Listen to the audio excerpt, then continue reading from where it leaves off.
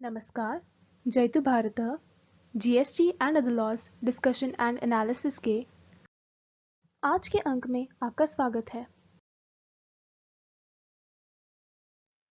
GST council की 49वीं बैठक आज नई दिल्ली में संपन्न हुई। इस बैठक में जो महत्वपूर्ण निर्णय लिए गए हैं उनमें कुछ वस्तुओं और सेवाओं के जीएसटी रेट में भी चेंजेस किया गया है। राब पर जो 18% जीएसटी लगता है उसे परिवर्तित करके यदि राब को प्री पैकेज्ड और लेबल्ड फॉर्म में सेल किया जाए तो उस पर 5% जीएसटी लगेगी, अन्यथा उसे जीएसटी में से मुक्त कर दिया गया है, उस पर कोई भी जीएसटी नहीं लगेगी। पेंसिल शार्पनर पर जीएसटी का रेट 18% से घटाकर 12% कर दिया गया है। राब के ऊपर पिछले समय में उसके क्लासिफिकेशन को लेकर कुछ डाउट थे जो बाद में जीएसटी काउंसिल ने क्लियर कर दिए। तो पुराने पीरियड में जो भी जीएसटी की ड्यूटी राब पर भरी हुई है उसे रेगुलराइज कर दिया जाएगा। इसके अलावा जो इंपोर्टेड गुड्स में कंटेनर के साथ में जो भी डिवाइसेस लगकर आए हों, जैसे कि ट्रैकिंग डिवाइस या डेटा लॉगर, उनके लिए भी वही ट्रीटमेंट दी जाएगी जो कंटेनर के लिए दी जाती है। अर्थात कंटेनर यदि बाहर से इंपोर्ट होता है गुड्स के साथ में तो उस पर अलग से कस्टम्स ड्यूटी आईजीएसटी नहीं लगाई जाती, लेकिन उसमें कंडीशन यही होती है कि उसे 6 महीने के भीतर भीतर वापस एक्सपोर्ट कर दिया जाना चाहिए। तो यह जो कस्टम्स का नोटिफिकेशन है, नोटिफिकेशन नंबर 104/94, उसमें अमेंडमेंट किया जाएगा ताकि जिन कंटेनर के साथ में टैग ट्रैकिंग डिवाइसेस या डेटा लॉगर लगे हों तो उनका भी वही ट्रीटमेंट किया जाएगा जो कंटेनर के साथ में किया जाता है। कंपनसेशन सेस से रिलेटेड भी जो notification number 1/2017 compensation rate issue किया गया है उसके सीरियल नंबर 41A को अमेंड करने का रेकमेंड किया गया है, जिससे यदि कोल रिजेक्ट्स कॉल वॉशरी को सप्लाई किया हो या वहां से आया हो, उन दोनों ही केस में कंपनसेशन सेस में से मुक्ति दी जाएगी, लेकिन कंडीशन ये होनी चाहिए कि उस पर कंपनसेशन सेस पे किया हो पहले और इनपुट टैक्स क्रेडिट उसके ऊपर नहीं लिया गया हो। उसके अलावा जो एंट्रेंस एग्जाम्स ली जाती है उसमें अभी एजुकेशनल इंस्टीट्यूशंस केंद्र सरकार और राज्य के एजुकेशनल बोर्ड के द्वारा एंट्रेंस एग्जाम को जीएसटी में से मुक्ति दी गई है। अब उसे अमेंड करके जो भी केंद्र सरकार या राज्य सरकार के द्वारा इस प्रकार की एंट्रेंस एग्जाम लेने के लिए कोई बॉडी स्थापित की गई है, जैसे कि नेशनल टेस्टिंग एजेंसी है, उसको भी जीएसटी में से एग्जम्पशन दिया जाएगा। अर्थात नेशनल टेस्टिंग एजेंसी जो है एंट्रेंस एग्जाम लेने के लिए फीस लेती है उस पर जीएसटी नहीं लगेगा। नेक्स्ट जो रिकमेंडेशन है उसमें जिस प्रकार से केंद्र सरकार, राज्य सरकार, पार्लियामेंट और लेजिस्लेचर को जीएसटी में से मुक्ति दी गई है और उनको जो जीएसटी भरना होता है रेंट की इनकम पर, वह रिवर्स चार्ज मैकेनिज्म में जो रेंट देता है अर्थात जो सर्विसेज का उपयोग करता है उसे रिवर्स चार्ज मैकेनिज्म के अंतर्गत जीएसटी भरना होता है। वही चीज अब कोर्ट और ट्राइब्यूनल को भी लागू कर दी जाएगी। अर्थात किसी कोर्ट या ट्राइब्यूनल की प्रीमाइसिस में यदि कोई टेलीकम्युनिकेशन टावर लगाया है और उसका रेंट भुगतान कर रही है टेलीकम्युनिकेशन कंपनी, तो अब कोर्ट और ट्राइब्यूनल को उस पर जीएसटी नहीं भरना होगा, लेकिन वह रिवर्स चार्ज मैकेनिज्म में टेलीकम्युनिकेशन कंपनीज को उस पर जीएसटी भरना होगा। कुछ ट्रेड फैसिलिटेशन मेजर्स भी इस जीएसटी काउंसिल के दौरान रेकमेंड किए गए हैं। यदि रिटर्न फाइल नहीं करने के कारण से जीएसटी का रजिस्ट्रेशन कैंसल हो गया हो तो उसके लिए 2 रिकमेंडेशन की गई है। एक तो अभी सेक्शन 30 सीजीएसटी एक्ट 2017 और रूल 23 सीजीएसटी रूल्स 2017 के अनुसार 30 दिन के अंदर रजिस्ट्रेशन कैंसलेशन को रिवोक करवाने के लिए एप्लीकेशन करनी होती है। तो अब ये जो 30 दिन का समय अवधि है इसे बढ़ाकर 90 दिन की समयावधि करने का रेकमेंड किया गया है। और यदि टैक्स पेयर 90 दिन में भी इस प्रकार की एप्लीकेशन न कर सके, लेकिन 90 दिन के बाद में एप्लीकेशन करे, तो उस समय मर्यादा को कमिश्नर या उसके द्वारा अधिकृत अधिकारी और आगे भी बढ़ा सकता है 180 दिन के लिए, अर्थात 90 दिन प्लस 180 डेज यानी 270 दिन तक इस प्रकार की एप्लीकेशन आगे से की जाएगी। पुराने केस के लिए जो 30 दिन की समयावधि समाप्त हो गई और टैक्स पेयर रजिस्ट्रेशन कैंसलेशन को रिवोक करवाने के लिए एप्लीकेशन नहीं कर पाए, उसके लिए वन टाइम एमनेस्टी स्कीम भी लाई जाएगी और उसमें एक निश्चित समय मर्यादा में टैक्स पेयर को एप्लीकेशन करना होगा और अपने रजिस्ट्रेशन को वे रिवोक करवा पाएंगे। तो यह रजिस्ट्रेशन कैंसल हो गए हैं रिटर्न फाइल नहीं करने की वजह से, उनको रिवोक करवाने के लिए एक एमनेस्टी स्कीम आने वाली है।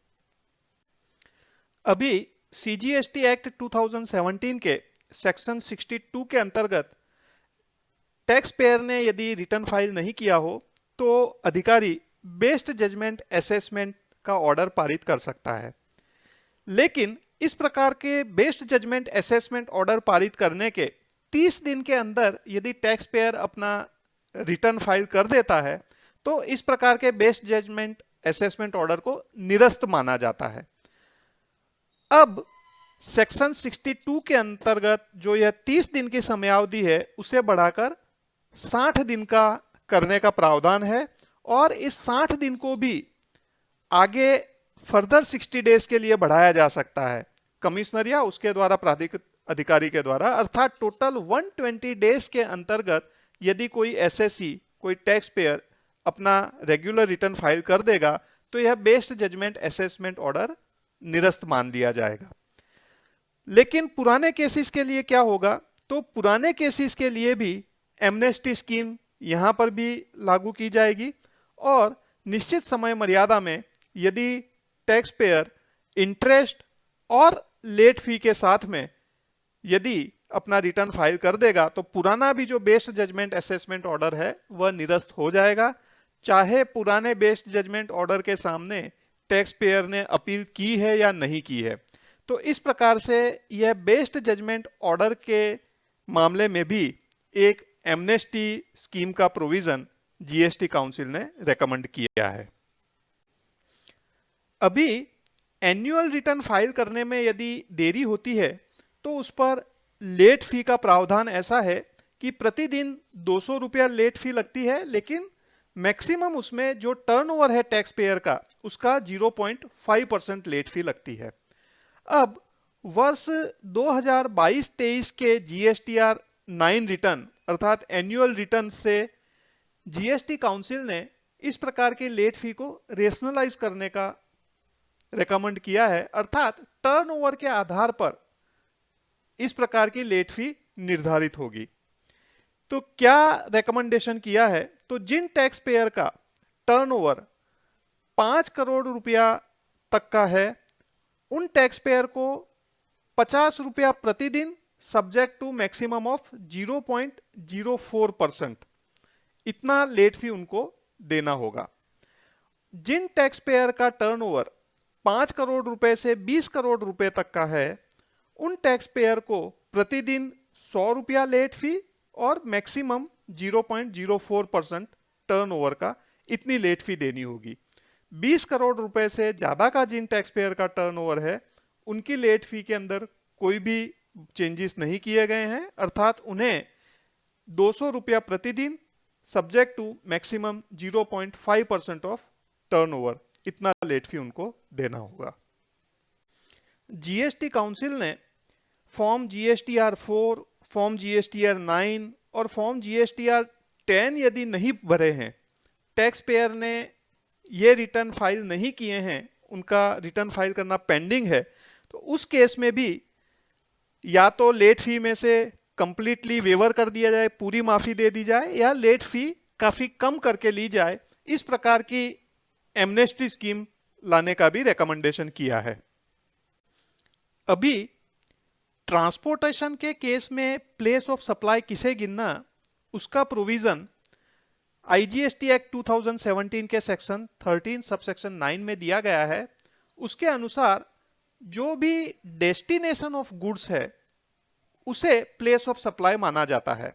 अर्थात यदि कहीं पर कोई टैक्स पेयर इंपोर्ट करता है गुड्स का, तो चाहे ट्रांसपोर्टेशन करने वाला जो शिपिंग लाइन है वह विदेश की भी हो, लेकिन उस केस में place of supply of service Bharat माना जाता है, क्योंकि इंपोर्टर भारत में है और उसी के कारण से रिवर्स चार्ज मैकेनिज्म पर ओशन फ्रेट पर टैक्स लेने का प्रावधान किया गया था, जिसे पहले गुजरात हाई कोर्ट ने और बाद में माननीय सुप्रीम कोर्ट ने भी अल्ट्रा वायर्स डिक्लेयर कर दिया गया।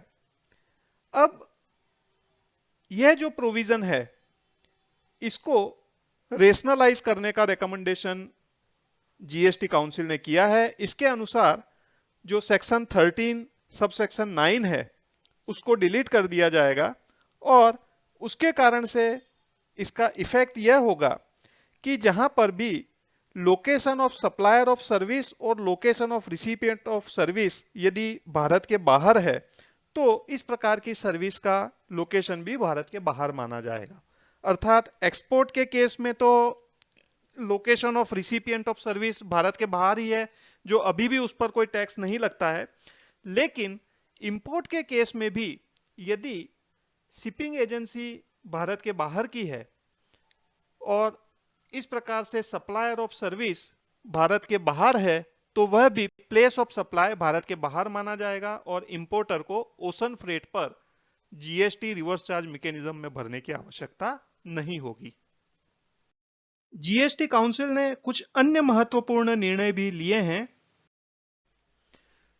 कुछ विशेष सेक्टर्स के ऊपर, जैसे कि पान मसाला, गुटखा, च्यूइंग टोबैको इत्यादि पर जो ग्रुप ऑफ मिनिस्टर ने रिकमेंडेशन दी थी, ग्रुप ऑफ मिनिस्टर ने अपनी रिपोर्ट दी थी, उसे भी जीएसटी काउंसिल ने कंसीडर किया। इसके अनुसार the capacity based levy not to be prescribed. पहले सेंट्रल एक्साइज के रिजिम में प्रति मशीन कितना गुटखा उत्पादन होगा, उसका प्राइस कितना है, उसके आधार पर एक्साइज ड्यूटी निर्धारित की जाती थी, जिसके कारण से भी काफी लिटिगेशन बढ़ा। कई मैटर्स ऑनरेबल हाई कोर्ट में भी पेंडिंग है।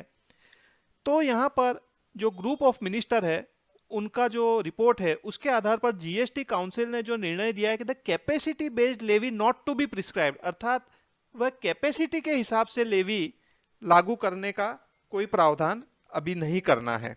लेकिन जो इवेजन होता है, रेवेन्यू लीकेज हो रहा है, उसे रोकने के लिए टेक्नोलॉजी का उपयोग करना है। Compliance and tracking measure to be taken to plug leakage evasion.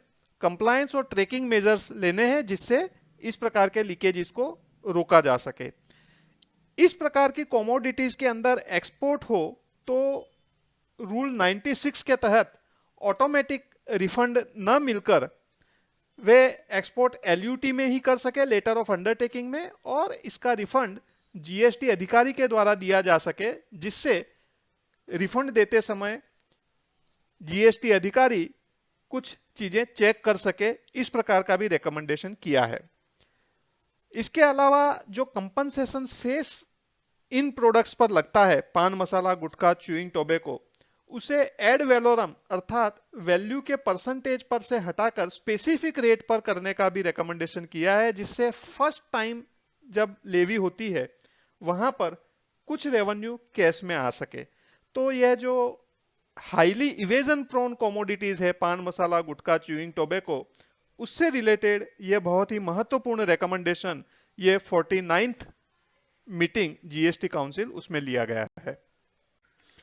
GST लागू होने के बाद में 5.5 साल से ऊपर का भी समय हो गया है, फिर भी अभी तक जीएसटी एपेलेट ट्राइब्यूनल की रचना नहीं हो पाई है, क्योंकि जो 2017 में जीएसटी का कानून बना था उसमें जीएसटी ट्राइब्यूनल से लेकर जो प्रावधान थे उन्हें ऑनरेबल मद्रास हाई कोर्ट में चैलेंज किया गया था और ऑनरेबल हाई कोर्ट ने उन प्रोविजंस को अल्ट्रा वायर्स डिक्लेयर कर दिया गया था, क्योंकि अभी जो प्रोविजंस हैं उसके अनुसार जो जीएसटी ट्राइब्यूनल की बेंच बनेगी उसमें एक मेंबर जुडिशियल मेंबर होंगे, एक मेंबर स्टेट जीएसटी में से और एक सेंट्रल जीएसटी में से आएंगे। तो मुख्यतः ऑनरेबल हाईकोर्ट ने यह ऑब्जर्व किया कि यहाँ पर जुडिशियरी का जो प्रीडोमिनेंस होना चाहिए वह नहीं रह पाएगा, और इस प्रकार से वे प्रोविजंस अल्ट्रा वायर्स डिक्लेयर कर दिए।